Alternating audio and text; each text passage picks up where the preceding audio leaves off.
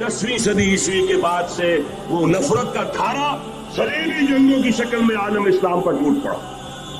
और उसके बाद हाल ही में जो फतह इन्होंने हासिल की, नोट कर लीजिए कि जहां तक प्रोटेस्टेंट मजहब का ताल्लुक है वो तो पहले से इनकी जेब में था। ये वैक्स का लफ्ज आपने पढ़ा होगा और अखबारात में आता रहा खलीज की जंग के दौरान।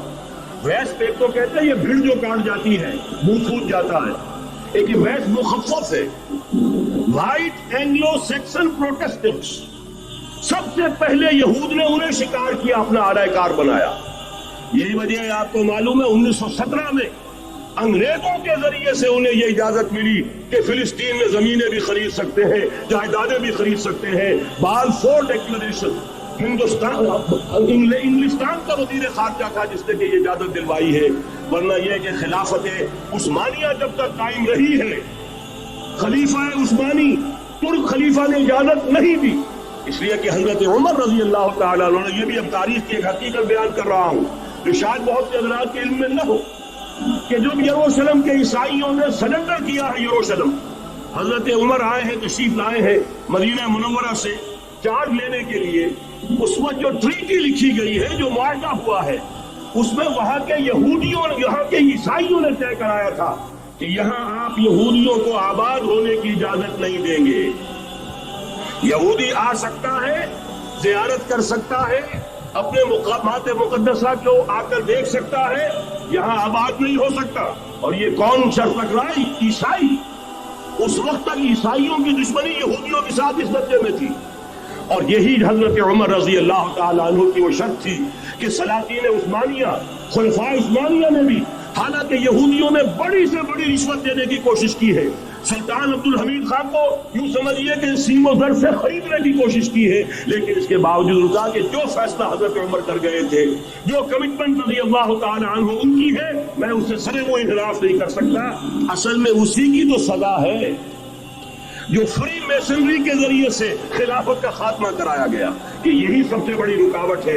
अगर खिलाफत खत्म न होती और अगर कहीं जिहाद का ऐलान खलीफा उस्मानी की तरफ से हो गया होता, तो ये कही थी बात जब हजरत शेख उलिंद रहमतुल्लाह अलैह जब ये असीरी में थे माल्टा में, तो वहां का अंग्रेज कमांडर उसने चूंकि वो कुछ मुरीद हो गया था या कम से कम अकीदतमंद हो गया था, एक रोज हजरत शेख उल हिंद ने उनसे सवाल किया उस शख्स से कि आप लोग हमारी खिलाफत के पीछे क्यों पड़े हुए? ये तो बीमार, तुम खुद कहते हो, यूरोप का मर्दे बीमार तुर्की, आपको क्या डर है इससे? आप क्यों इस बेचारी खिलाफत के दर पे हैं? उस शख्स ने जवाब दिया था, मौलाना इतने भोलपन के साथ बात ना कीजिए, हम भी जानते हैं, आप भी जानते हैं, अगर कहीं खिलाफत उस्मानिया की तरफ से जिहाद का ऐलान हो गया तो पूरे आलम इस्लाम से लाखों मुसलमान अपने सरों से कफन बांध कर निकल आएंगे। आज इस गए गुजरे दौर में भी इस कमजोर और यूं समझिए कि नाम नेहाद खिलाफत के अंदर इतनी जान है, इतनी ताकत, लिहाजा उसको खत्म किया गया। और खत्म कराया गया किनके जरिए से? वो जो मुसलमान कहलाते हैं, थे फ्री मेसन, मुस्तफा कमाल पाशा फ्री मेसन, और उसके जरिए से इन्होंने सारे काम जो करवाए वो दर हकीकत अपनी साजिशों के जरिए से और मुसलमानों को इस्तेमाल करके। बहरहाल बात लंबी हो रही है। पहली बात तो यह है कि वही नक्शा उस वक्त का आज भी है जहां तक यहूदियों का ताल्लुक है, लेकिन फर्क ये वाक़ हो गया कि उस वक्त ईसाई यहूदियों के ताबे नहीं थे, बल्कि ईसाइयों और यहूदियों के माबेन दुश्मनी थी। आज यहूदी ईसाइयों पर मुसल्लत हो चुका है। फरंग की रगेगा पंजए यहूद में है, और आज के फरंग का लीडर अमेरिका है। अमेरिका का सदर यूं समझिए कि वो इन यहूदियों का गुलाम है। मजाल नहीं कि उनकी मर्जी से इधर से उधर हो जाए, और अगर कोई गलती से इधर से उधर हो जाए तो उसका पत्ता चाट हो जाएगा। आप देखिए क्या हशर हुआ बुश का, हालांकि बहुत बड़ा हीरो बनकर निकला था गल्फ वॉर से, लेकिन जरा सा एक बयान दे दिया था कि जो इसराइल को पसंद नहीं आया, तो जो इलेक्शन में चारों शाने जीत हुआ है उसका जो हशर हुआ है वो देख लीजिए। तो पहली बात तो ये समझ लीजिए कि आज भी यहूदी, ये न्यू वर्ल्ड ऑर्डर है, न्यू वर्ल्ड ऑर्डर, और इसमें ईसाई दुनिया उसकी आलाकार है। अब सूरत हाल क्या है? ईसाई दुनिया, मैं एक बात बता रहा था बीच में रह गई, कि जहां तक प्रोटेस्टेंट ईसाई थे वो तो पहले इनके हाथ में थे। हाल ही में इन्होंने जो फतह हासिल की है وہ کیتھولک عیسائیت کو بھی اپنے ہاتھ میں لے لیا ہے۔ چنانچہ پوپ صاحب نے فرمان جاری کر دیا ہے کہ ہمارے خداوند یسوع مسیح کے قتل کی ذمہ داری ان یہودیوں پر نہیں ہے، بری کر دیے گئے۔ 1900 برس کے بعد، بلکہ 2000 برس کے قریب ہو گئے، انہیں ایگزونریٹ کر دیا گیا، ایبسالو کر دیا گیا، ان پر ذمہ داری نہیں۔ نتیجہ یہ نکلا ہے کہ ابھی چند مہینے پہلے جو مذاکرات صلح کے ہو رہے تھے، جن میں یاسر عرفات بھی تھے اور یہ اسحاق رابین گیا ہوا تھا واشنگٹن، وہاں سے واپس آیا ہے تو روم میں رک کر پاپائے روم سے ملاقات کر کے تشریف لائے ہیں۔ انہیں دعوت دی ہے کہ یروشلم آئیے، اور ویٹیکان نے تسلیم کر لیا ہے اسرائیل کو، اور ویٹیکان کا اب جو ہے ایک ایمبیسی، اس کا جو ہے سفارت خانہ وہ یروشلم میں بننے والا ہے، اور پوپ صاحب بھی وزٹ کرنے والے ہیں۔ گویا کہ یہ گٹھ جوڑ اب مکمل ہو چکا، اب کہیں اس میں کوئی کمی نہیں رہی۔ اس یونائٹڈ فورس کے ساتھ یہ نیو ورلڈ آرڈر اس وقت عالم اسلام پر حملہ آور ہے۔ اب اس میں نوٹ کیجئے کہ اس وقت کی فضا ہے کیا۔ عالم اسلام میں سے عالم عرب ان کے شکنجے میں جا کیوں بنا کر کھڑے ہوئے ہیں اسرائیل کو ماننے کے لیے اور سر تسلیم خم کرنے کے لیے؟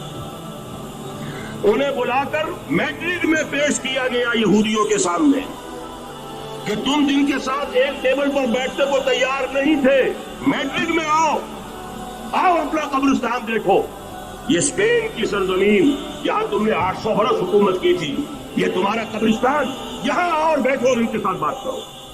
گئے تھے کہ نہیں تمام فرنٹ فلائنگ اسٹیٹس میڈرڈ میں؟ حالانکہ کوئی بین الاقوامی کانفرنس کبھی میڈرڈ میں نہیں ہوئی، یا تو یہ واشنگٹن میں، بعد میں وہ سارے معاملات واشنگٹن میں چلے۔ شروع وہاں سے کیا، اس لیے کہ نیوز ویک کا کچھ عرصے پہلے کور سٹوری جو تھی 1992 is the year of Spain. Why? 1592 was the year of the fall of Granada.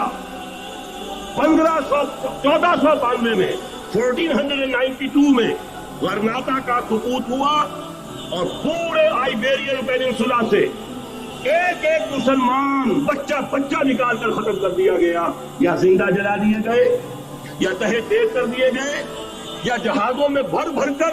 اور آپ کو معلوم ہے میڈیٹرینین کی حیثیت کیا ہے، خلیج ہے، ایک معمولی سی خلیج، ادھر سے اسپین کا ساحل قریب آ جاتا ہے، اسپین کے ساحل سے جہازوں میں بھرا اور نارتھ افریقہ کے ساحل کے اوپر پھینک کر آ گئے۔ پورے ہسپانیہ میں جہاں 800 برس مسلمان کی حکومت رہی، ایک بچہ بھی مسلمان نام کا موجود تھا۔ یہ تھا 1492، اور اب آیا تھا 1992۔ 1992 is the year of Spain۔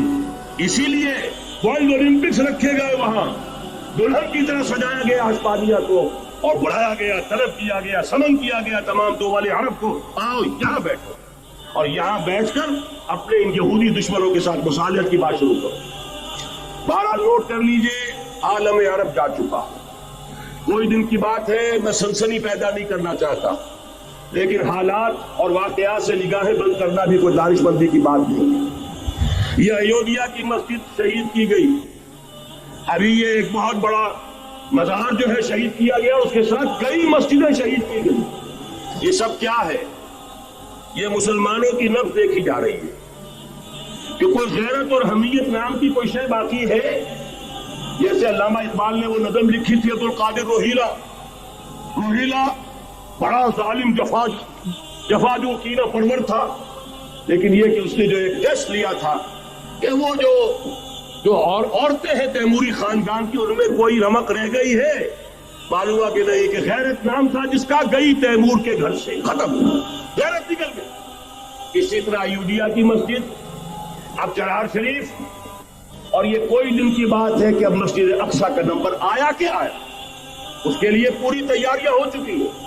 یروشلم کا مشرقی حصہ خالی کرایا جا چکا ہے، اس کے اندر اب پورا تسلط یہودی کر رہے ہیں، یہاں تک کہ اب کے یاسر عرفات صاحب نے بھی کچھ نہ کچھ جو ہے احتجاج کی بات کی ہے، حالانکہ اب تک ہر بات مان کر انکار زیر پر تھا، لیکن یہ کہ ایک وقت آتا ہے آخر کار اسے بھی کچھ بولنا پڑ گیا ہے۔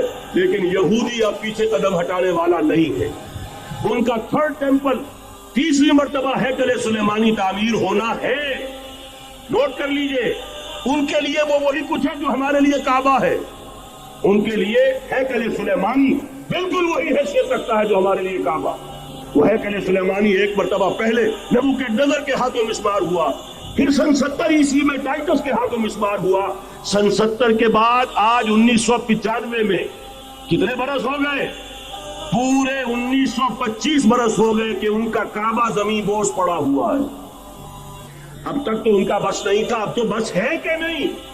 اب ان کی حکومت ہے کہ نہیں؟ اب شاہ حسن ہو چاہے شاہ حسین، ان کے نوکر و چاکر ہیں یا نہیں؟ اب انہیں ڈر کس کا ہے؟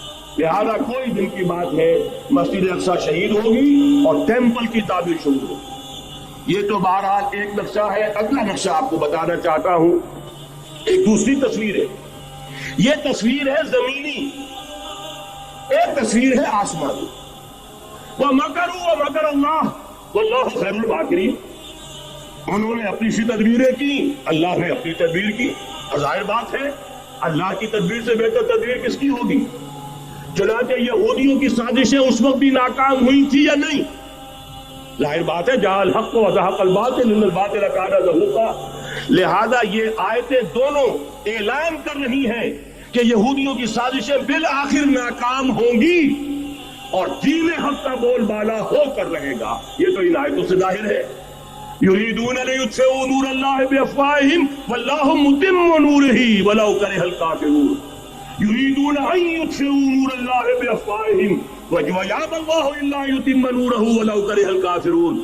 هو الذی ارسل رسولہ بالہدی ودین الحق لیظہرہ علی الدین کلہ ولو کرہ المشرکون۔ اللہ نے تو بھیجا ہی ہے اپنے رسول کو اس فیصلے کے ساتھ اور یہ ذمہ داری اور مشن دے کر کہ جو دین حق آپ کو دے کر بھیجا جا رہا ہے اسے غالب کیجئے، نافذ کیجئے، قائم کیجئے، اس مشن کے ساتھ بھیجا جا رہا ہے۔ اور وہ بہرحال آیا جاء الحق وزهق الباطل ان الباطل كان زهوقا۔